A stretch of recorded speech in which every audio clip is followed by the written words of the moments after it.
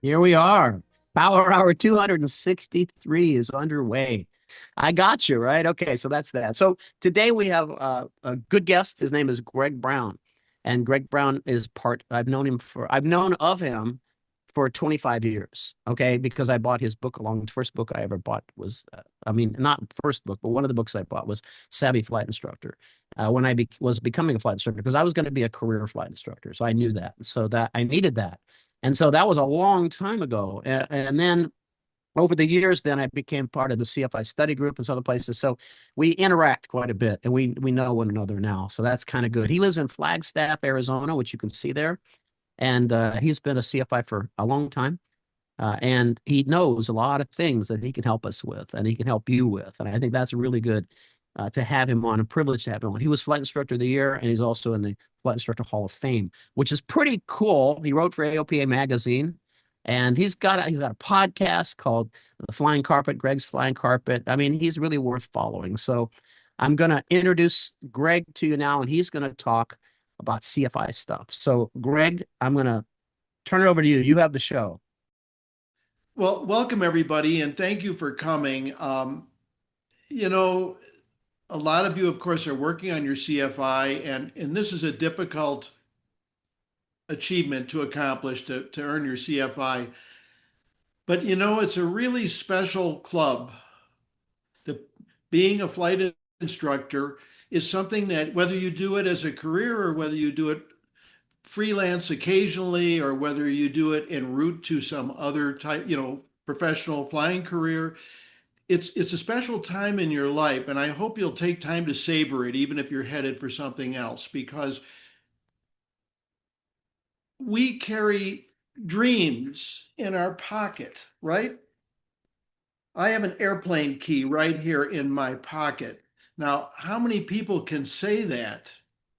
And we get to deliver that dream to other people. So there's the short-term reward. There are the challenges of teaching people, and you know about a lot of them because you've either had them or seen them. But the thrill you get when you give someone their wings, the key to something they've always wanted to do, and then the thrill is they have their individual accomplishments over time. It's incredible, and people like Mike and I have been doing this for a long time. Uh, we have like retired airline pilots who still think we're cool. Uh, we did something for them way back when we were doing their primary training instrument commercial and so on. So I just want you to know I think this is a real special activity. And despite the fact that this is grueling and you're overwhelmed with outline after outline, and I'm going to show you some more of them today, the thrill of delivering people's dreams, something they never thought they could do, you can't beat it. And so I hope you'll approach this with an attitude of, I am going to really have a good time sharing the magic with other people. Now I'm going to head over to my PowerPoint here. We'll see if it works right. That seems like a good start. Can everyone see that okay? Yes. Okay, great. Now, obviously, that's my picture at the top. I was a little younger then, but I would like to ask each of you right now to enter in the chat the name of one special flight instructor who you had, who stays with you and rides along in the cockpit with you. And when you're doing something you shouldn't be doing, appears back here over your head and says, Greg, I told you not to fly into weather you can't see through or whatever. Okay, so if you would do that for me, I'd appreciate it. Just put in the name of someone special as a flight instructor because that's who we are going to be. That's why you're going through hell to do this. And, and it is hell at a certain level, right? Okay. I want to, I'm going to start here with, I'm having a little trouble with my system here. some of you will know some of my books. The Turbine Pilot's Flight Manual, if you're headed for the airlines, you'll see that one. Almost everybody sees that. The book that's relevant to today's discussion in particular is The Savvy Flight Instructor. And I'm going to do something I don't normally do. I'm just going to show you quickly what's in this book because I'm going to talk about some topics today I think you'll find valuable and interesting. I hope so. But there's so much more here. It represents a lifetime of work on my part and expertise from others. So I just want to give you an idea why you might want this book. This is the table of contents. We're not going to read everything in here, but I just want to give you an idea. Landing your first CFI job. Some of you are having that challenge right now. It's covered in detail. Professional opportunities, in-flight instructing. Where do new students come from? How do you recruit them? How do you use social media to market your services? Converting prospects into flight students. How to give an intro flight and how to sell based on that intro flight. Professionalism. Be a professional and an expert. That's what we're supposed to be, right? Tricks of the trade. Here's a big one. Encourage independent action while maintaining control, right? Let your student make mistakes. How do you make that work for you without taking risks? Keeping your students flying when they get discouraged, preparing them to pass the tests, both the knowledge test and the practical.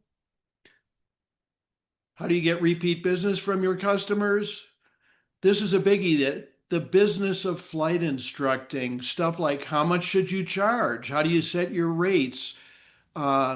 How do you make money at this? What receipts do you need to keep? Should you be an employee or a contractor? That's all in there too.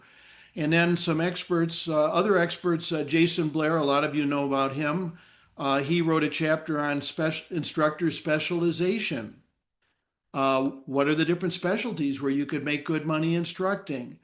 Um, and then flight schools.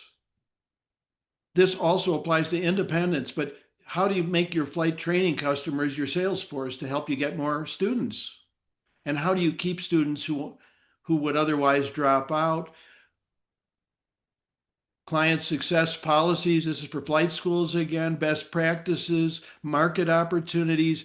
And then Heather Baldwin, who wrote for uh, Aviation Week, case studies of marketing and customer service innovators in the flight training business.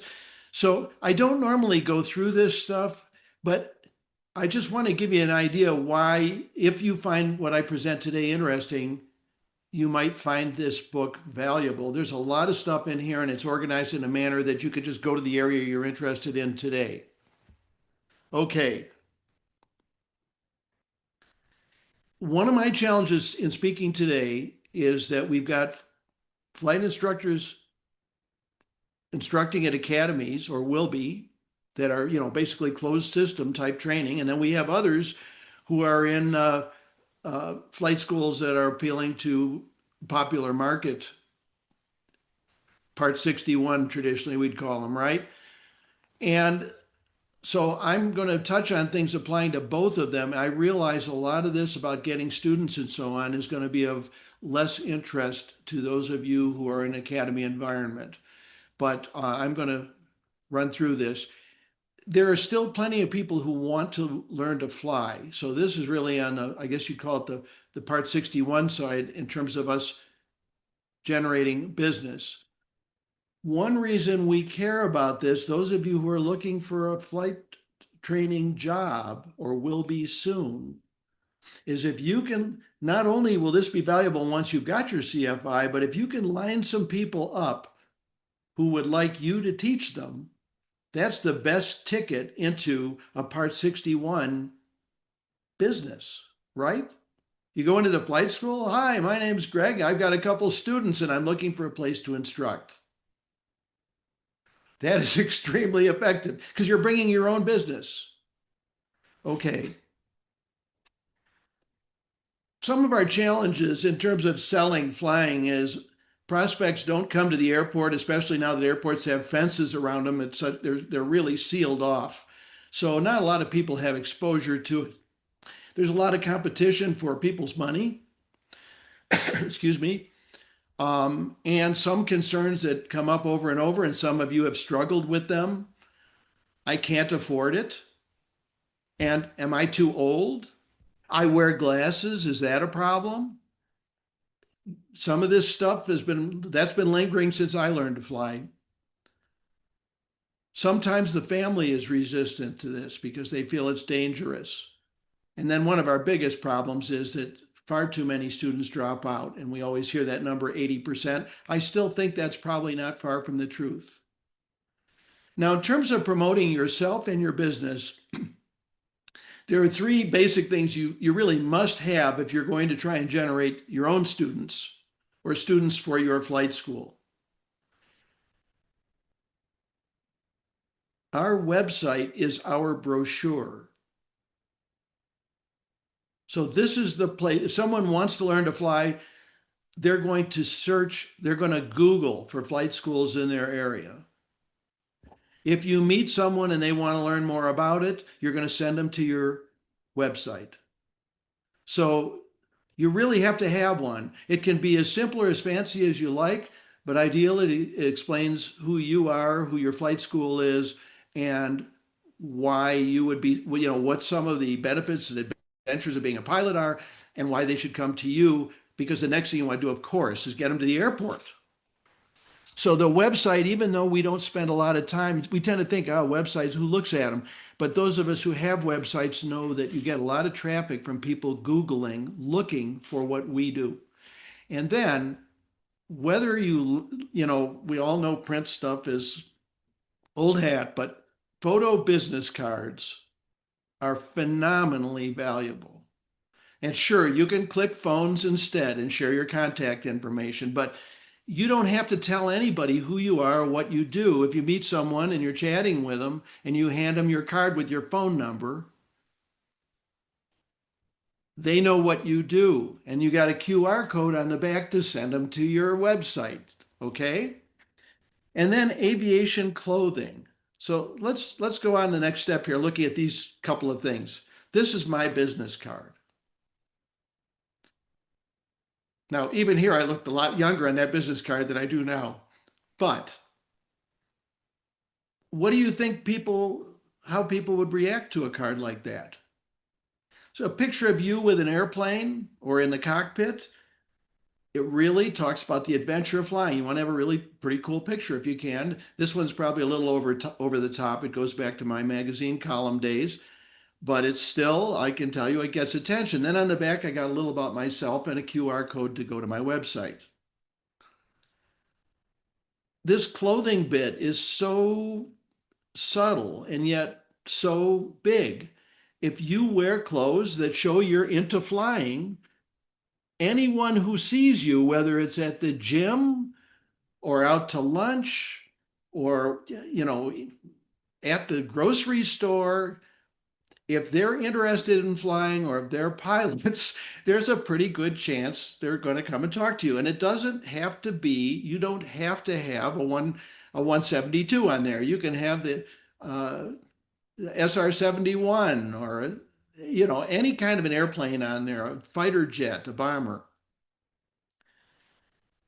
Social media sites are valuable. One thing to keep in mind, I know a lot of younger folks here they're not on Facebook, but a lot of your audience that has the money to fly is on Facebook because they're a little bit older.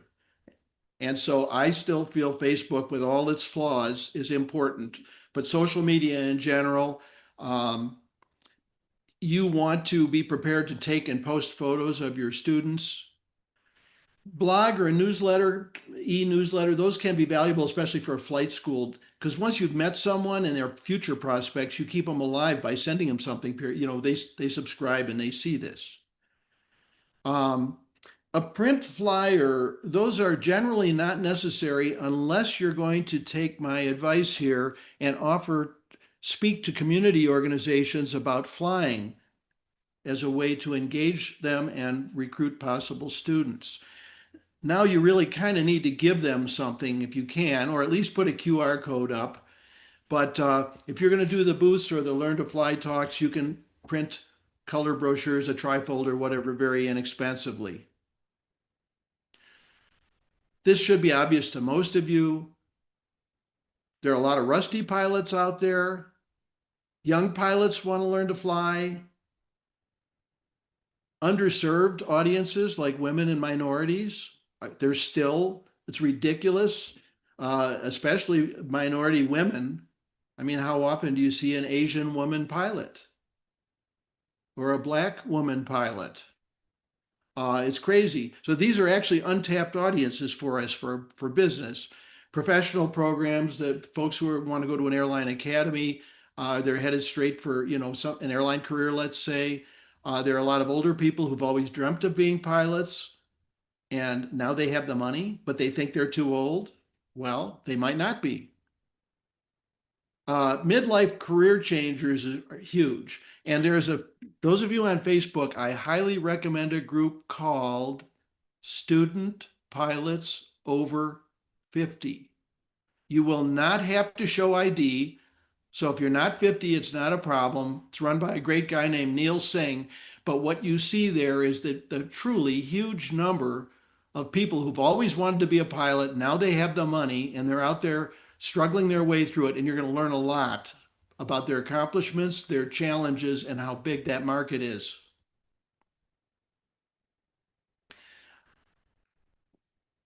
Once you get them out to the airport and you give them an intro flight, I like to take the approach. I think that the typical discovery flight is too short. And if someone comes out and they're seriously interested, I would say to them, we can do this $60, $100, whatever intro flight for you if you like, this discovery flight. But I would recommend, if your budget allows it, that we do a full first lesson.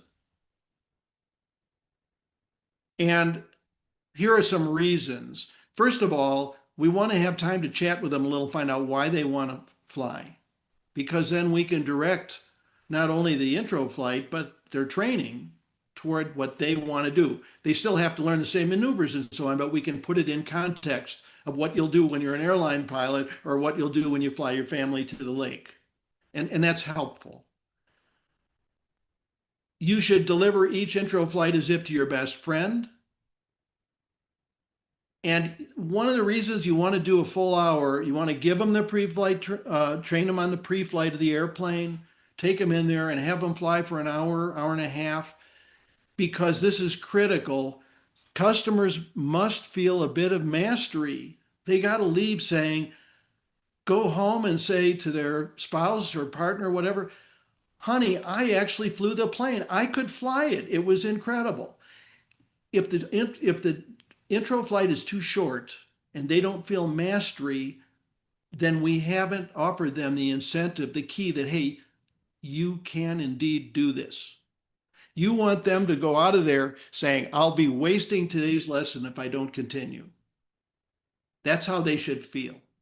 And ideally, you schedule the next lesson before they leave. In fact, Manny Peralta is an Australian flight instructor friend, and he has something he calls the willing, able, and ready intro lesson checklist.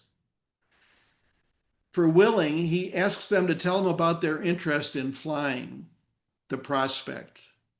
And he has learned that if they have a long history of interest, like building model aircraft or flew with their mom in Australia or watched planes as a kid, they're much more likely to go on. And then he comes up able. Will finances allow you to fly consistently if you start lessons now? Well, that's a really important question. We're going to talk a little bit about price, how to address pricing shortly. But one of the things you want to find out is, for their sake as well as yours, like if they need to do a little saving first before they start, and that way they don't get interrupted in the middle when they run out of money, you're doing them a big service, even though you'd like to start them today. So this helps. That's a really important question. And then his third question is, and his willing, able, and ready checklist, can I book your next lesson for later today or Saturday? All right. We cannot be afraid to discuss what, and this is in the case of a private, but all of them, but especially the private, we cannot be afraid to discuss what it really costs. We really have to do that in terms of being honorable, in terms of allowing them to prepare so they can succeed. And so I like to show them first, this is what the FAA says you need. And they're probably familiar with that already. But this is what I find it really takes. And you can refer to the national average, what, 50, 70 hours, whatever it is now, probably 70, maybe more. But you can pencil that out and show them, well, what kind of money are we talking about? And then you can talk about, this gives you an opportunity to discuss what you as a flight student can do to control your training costs, right? One is to prepare for lessons. That saves a lot of money because you're not paying all that ground training time. You can also, you may have a range of aircraft to choose from, and there may be different instructor rates in your flight school. But you don't want to be afraid of the bottom line. Now, what I like to do is now their mouths have dropped open when I told them this might cost them $15,000 or $12,000. But look at what everything else costs in our life. Excuse me. Pardon me.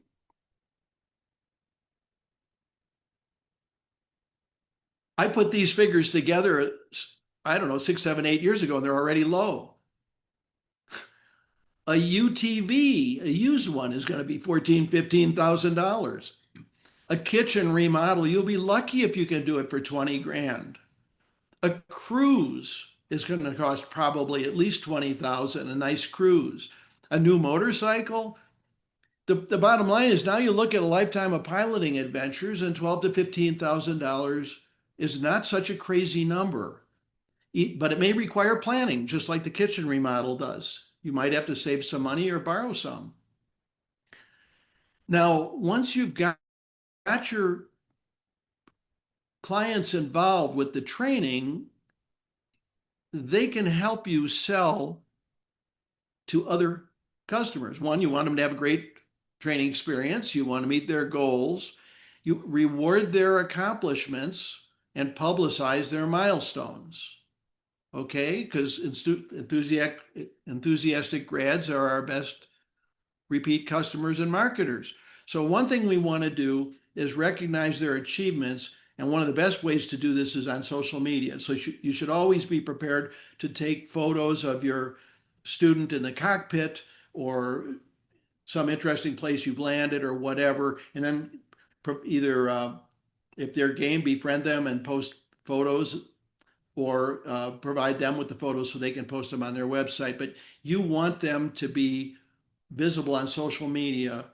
One, they're proud of what they're doing, and it engages their friends, some of whom will be interested. And those friends also, through their admiration, help your clients over the rough spots because they expect them to continue and finish. Okay? Again, anything you give them that lets them show off that they're pilots, yes, they're student pilots, but they're pilots. Those are things other people see. And one other thing I want to mention, we're used to the big accomplishments like first solo cross country, but there are a lot of lesser accomplishments in terms of FAA accomplishments. There are a lot of lesser accomplishments that are huge for people. Like a great example is the first time you do a greaser landing. You know, you've been struggling with these landings for hours and hours and hours. Now you make a nice landing, it's perfect. People are, your students, your clients are very excited about this. So if you can do anything to recognize that, at minimum, make a big deal when you get back to the flight school. But anything else you want to do, if you get a shot of them, you know, Jill made a fantastic landing today. I'm so proud of her. And you got a picture of her beaming in front of the airplane. She'll have fun showing that to her friends. Makes her feel good, makes you feel good, and it inspires other clientele.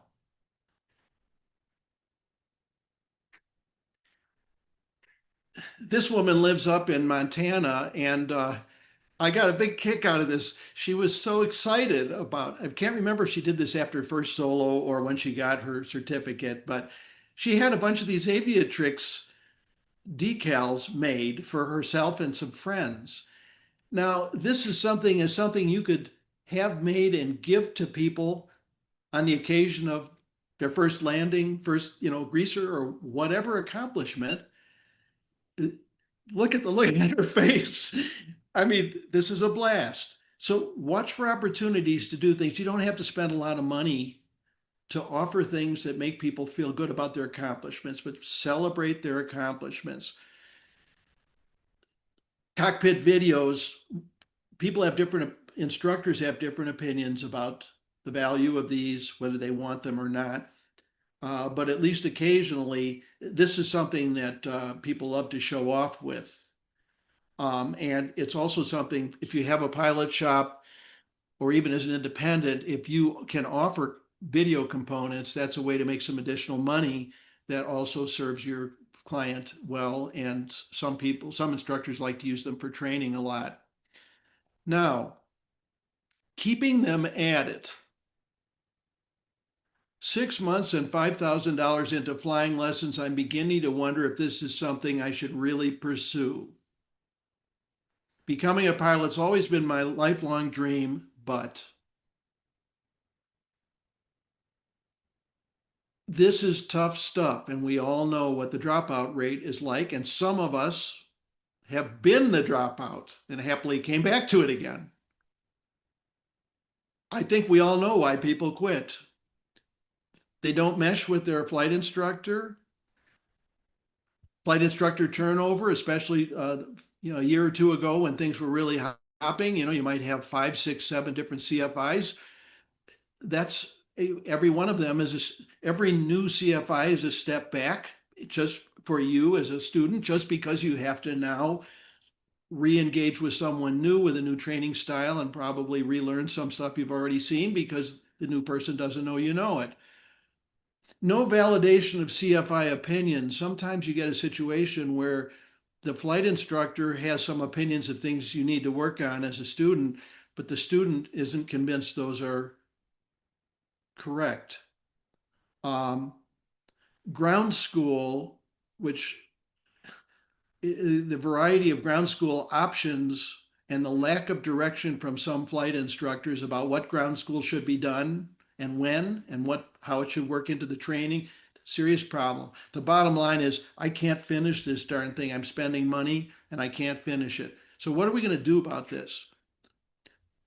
First of all, you're all sick of hearing about syllabi, but they're critical.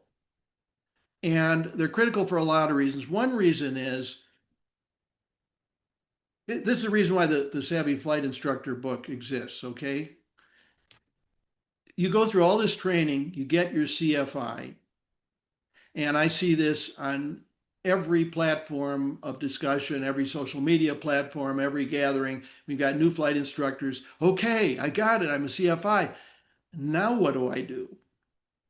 Well, when you're a new flight instructor, especially, the syllabus is critical because it tells you what to do. My first CFI job was with a 141 school. It was not an academy, but we did keep the 141 records. It told us what every lesson had to be. Well, obviously, once I taught that a few times, that became embedded in my psyche, and it was less necessary for me to look at that constantly. But this is important guidance for a new flight instructor. It's very important for your students. And I'll show you some other useful things here that the syllabus does. So the flight student, it's been on number 8 lesson on landings and is really frustrated and feels like they're not getting anywhere. It's really great if at the end of every lesson on your post flight, you have a little graphic of some kind like this, and you show them where they are in the process. So they know they're getting somewhere. And what's also great about this is, let's say they are struggling with landings, then you point out, hey, this has been a long road going through the flight basics and then getting landings. This is a long, slow road. But from here on, now you're into solo practice. That's a pretty brief thing. Cross country is just a couple of flights. Excuse me. And then you're going to brush up for the test. So you're actually past the worst of it, but it shows where they are. Ever seen this before in the Aviation Instructor's Handbook? Most flight students, when they're discouraged, they've had a terrible lesson, they feel. They bounced the plane every landing. They had to go around 3 times. They couldn't get the landings down. They're dejected. They feel like, hey, I can't do this. I may not be cut out for this. I don't know if I want to come back and spend $300-400 again next week. Right? You can see that their heads are down and they're on their way back to their car. If any one of us in this entire group of several hundred people today bumps into them in the parking lot and they reveal that feeling, and we chat with them for 5-10 minutes about, hey, all of us go through this. I went through it.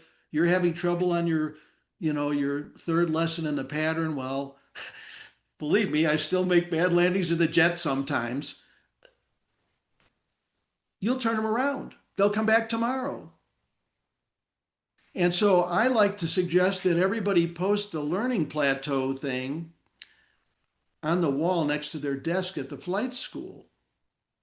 Because everybody goes through this period where they're not making progress. I like to say, hey, you feel like you're the one who's stuck on landings and can't get through them. We've all been there. In fact, this is so common that we instructors, when we're training, this is in our training handbook, and it explains that after a rapid period of progress, there will be a leveling off where you may feel like you're not getting anywhere, and then you're back on the road. Well, that helps me get through my discouragement. You can't have a pep talk if you're not talking to anybody, right? It's critical that you introduce your students to each other, to other CFIs. If you have a flight school, or even if you don't, if you can do it informally with other instructors, any type of gathering that gets students and instructors together socially. I love the flight schools that do the weekly barbecue or monthly barbecue. This is the place where they get the pep talk from their peer who's 3 lessons ahead of them, right? So that's really important. And so you notice the extended socializing period, you want these folks to get to talk to each other. Another thing is, especially in a flight school environment,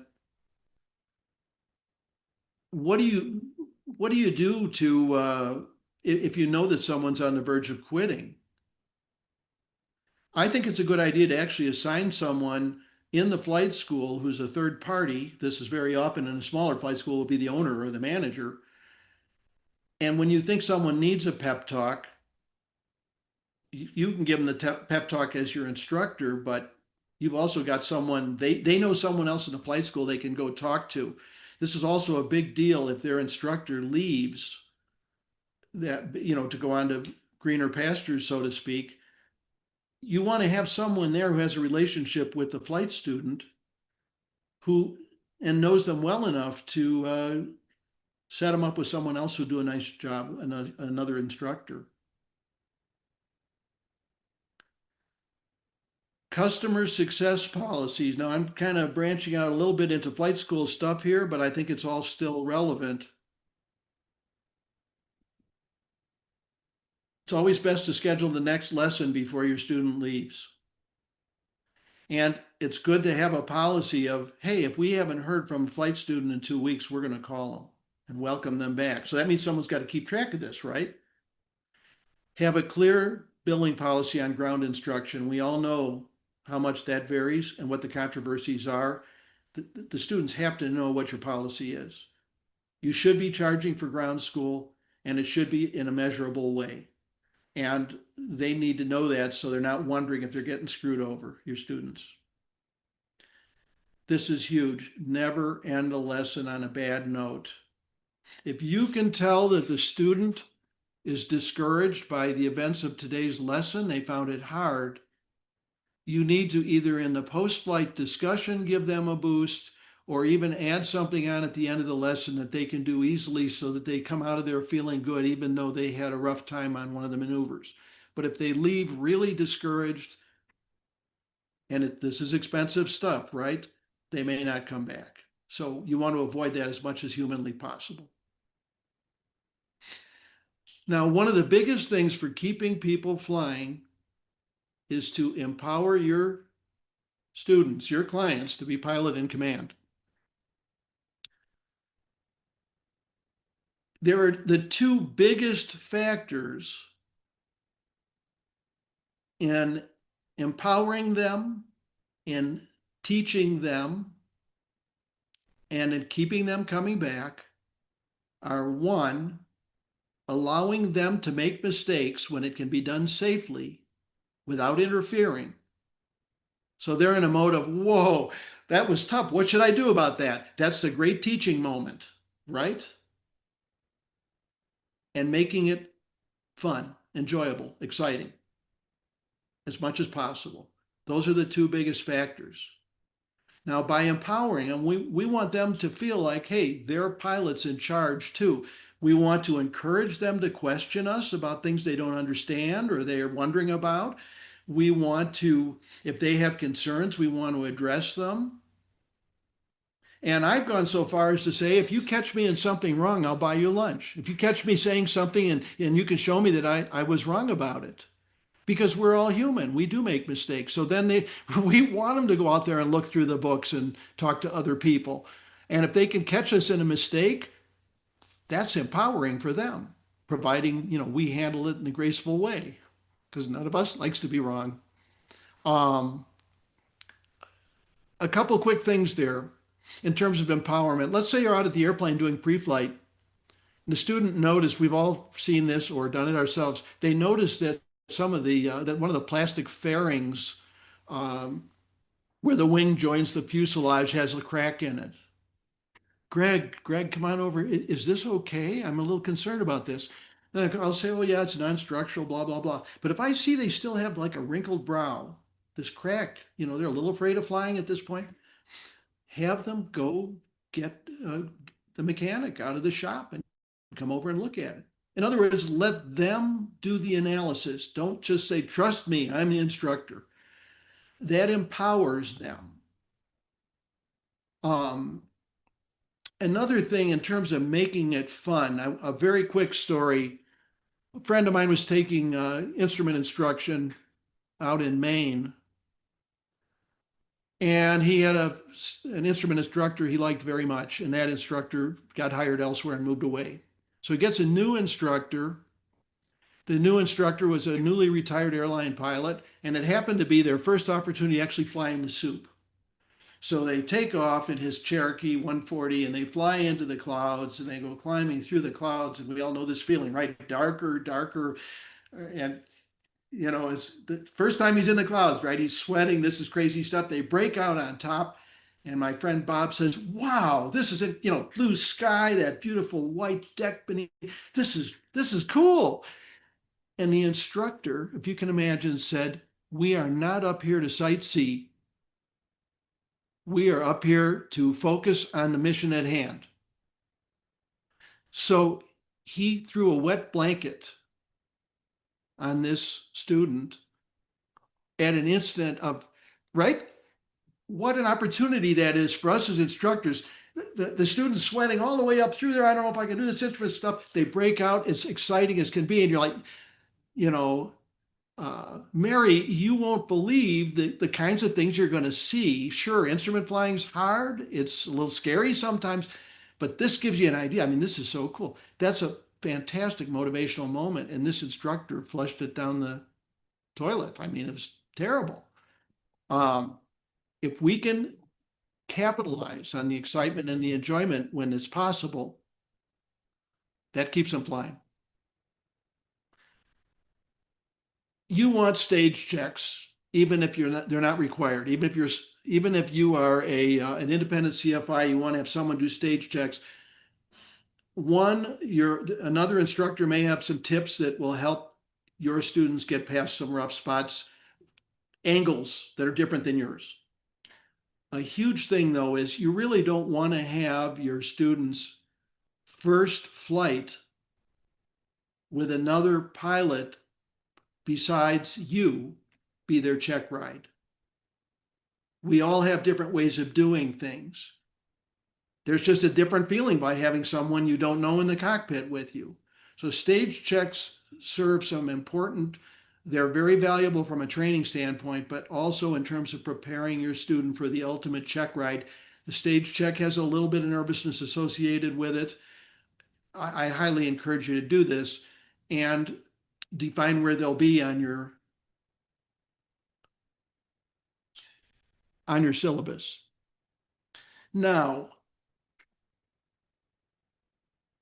how many of you know someone or have yourself gotten to the point where you were ready for your check ride and still had not taken your written knowledge test? That's inexcusable. We need to take command of where our students, we need to place responsibility on ourselves and on them to get the flight physical done at the point we think it should be done. There are differences of opinion about this. And the same thing with the knowledge test. Because if we don't tell them when and where it should happen, you're just looking for trouble down the line. So I like to see those on the syllabus. The flight physical is a ticking time bomb if we just tell people go get a flight physical. We all have heard and maybe ourselves experienced going in not knowing what to expect at the flight physical and having a problem. So you don't want to have someone get way down the line on training and then find out there's a problem. What's more, you definitely don't want them to go in cold, not knowing what they're getting into. So at absolute minimum, have your students phone AOPA's 800 number. Yes, they'll have to join, but if they can afford lessons, they can join AOPA. Speak to the medical department about, hey, I'm about to go in for my first flight physical. And then the good folks over there at the medical department will interview them about their background and so on and say, well, you're going to need a letter about your blood pressure and you might need these tests or what. They're going to prepare them for a higher likelihood of passing.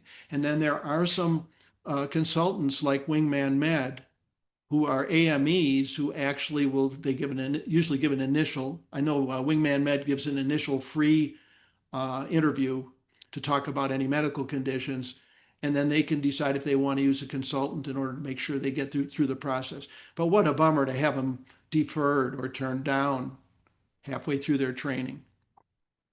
You'll have someone come into a flight school, they go straight to an instructor, and nobody else knows the student except the instructor. Now, again, if you're freelance, this is normal. But from a flight school standpoint, that's not good. You want to have a relationship with someone else in addition to the CFI, as I mentioned. A big point here I want to make is the second point there. Weekly CFI meetings, especially for those of us who are fairly new at this game. There is nothing more valuable, nothing, in making you a better instructor and helping you teach than to have a weekly meeting at your flight school or among other, among freelance CFIs at the academy. There's certainly an academy thing too. Have a weekly meeting to talk about everybody's students' progress. Because that's a place where you can find out, you can get tips from other people on how to address challenges. You can offer encouragement to others. It's a confidence builder for us as flight instructors. And you can also get some help. Sometimes you get a student that's a real serious problem. Well, what should we do with this? Well, now you've got a little committee who can discuss this rather than carrying the whole burden yourself. That's one of the most important tips I'll give you today is that weekly CFI meeting. If you don't have them now, you should, and you should go over all the students' progress. And you won't believe how much it'll help you, not to mention your students. The customer satisfaction check, actually, I had this on this last one. If you're in a flight school environment, I think it's valuable to have the chief flight instructor or one of the senior flight instructors or the owner actually schedule some satisfaction checks as a third party to chat with the student and make sure that they feel like they're making progress and doing well with it. Okay. I call these merit badge lessons. There are lessons that are not on the syllabus that are of extreme value if your customers can afford them. And you can even put a sign up and say, here are some optional merit badge lessons if it fits your budget. Nobody understands why soft field takeoffs and landings feel the way they do on pavement, right? I mean, trying to balance that thing so that the nose wheel doesn't hit the ground. But once you land on a real grass strip, you understand instantly. Fly somewhere and visit an automated flight service facility. There aren't many of those left, or an approach control facility, or a control tower. These are things you see, none of them are specifically on the list. Take an IFR lesson and fly above the clouds. Take a sailplane lesson. The crosswinds lesson's a big one. If you got a student who can handle it, you say, today's a tough crosswind day. We can handle it. If we go up today, we can safely handle it, and you'll learn some things, because light crosswinds are very hard to rationalize. As flight instructors, back to where we started on this, can you believe we get to fly airplanes? I mean, is there anyone here who doesn't occasionally say to themselves, I can't believe I get to do this? We want that fun to go to our students. And we are rewarded with that fun ourselves. So we got to keep appreciating the cool stuff we get to do while everybody else is stuck on the ground in an office. If you decide to buy my Savvy Flight Instructor book, be sure you get the new one with the clouds on the cover. It's much newer. It's much more current. Okay? Now, the current one, the second edition, is not available as a print book except used anymore. And I won't go into my frustration about that, but it is a fact that that book is not in print. However, it's widely available, fully formatted as an ebook. Kindle, Apple, ASA, and so on. You can get this readily. But be sure, regardless of whether you find a used one somewhere or you download it, be sure you get the second edition. I do have the podcast. I've got a QR code there if any of you are eager to follow it. And I'm going to point out 2 episodes you may be interested in. Bowling alley hot dogs. Some of you may have heard this or may not. These are a couple of the scariest, most educational experiences I've had as a flight instructor since 1979. So I think you'll find it interesting if you care to listen to that one. And my most recent one is about a young 16-year-old I took flying who had never flown a real airplane before. And it was the most incredible first lesson I have ever experienced. So those 2 in particular, I think you'll like a lot of them, but those 2 are really about CFI stuff. And my book, Flying Carpet, The Soul of an Airplane, goes back to my days, my longtime column in Flight Training Magazine. Some of you may have known that. Flying Adventures with Lessons. You'll probably enjoy this book, but this is a great book for your students.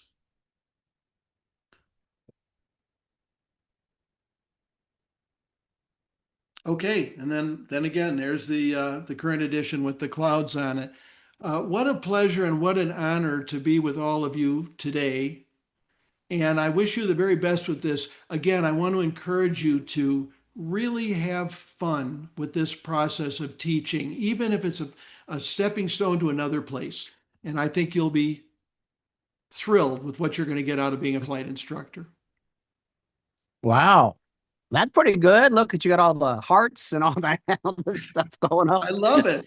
Okay, well, that's it for this week. I hope you you enjoyed the presentation. Again, I really want to thank Greg for showing up and doing it.